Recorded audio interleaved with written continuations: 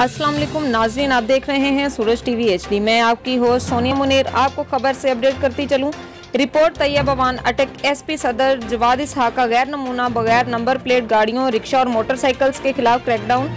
Rickshaw और motorcycle showrooms के मालिकान से मीटिंग। खबर तफसील के साथ बताती हूँ। तफसीलात के मुताबिक डिस्ट्रिक्ट पुलिस ऑफिसर अटक सईद खालिद हमदानी की खुसूसी हिदायत पर ASP सदर जवाद इसहाक ने अटक के एरिया में गैर नमूना और बगैर नंबर प्लेट के व्हीकल्स के खिलाफ खुसूसी मुहिम का आगाज किया, जिस सिलसिले में उन्होंने रिक्शा और मोटरसाइकिल शोरूम्स के मालिकान के साथ एक मीटिंग का इनेकाद किया, जिसमें उन्होंने रिक्शा और मोटरसाइकिल शोरूम मालिकान से कहा कि व्हीकल्स फरोख्त के वक्त ये आपकी जिम्मेदारी है कि खरीदार को बावर कराया जाए कि फौरी तौर पर व्हीकल को अपने नाम रजिस्टर करवाकर नमूना के मुताबिक नंबर प्लेट्स लगाएं, ताकि कानून की पासदारी हो सके और किस्तों पर दी जाने वाली व्हीकल्स रजिस्टर करवाकर खरीदार को दी जाएं, क्योंकि ये शोरूम मालिकान की जिम्मेदारी है। तर्जमान अटक पुलिस।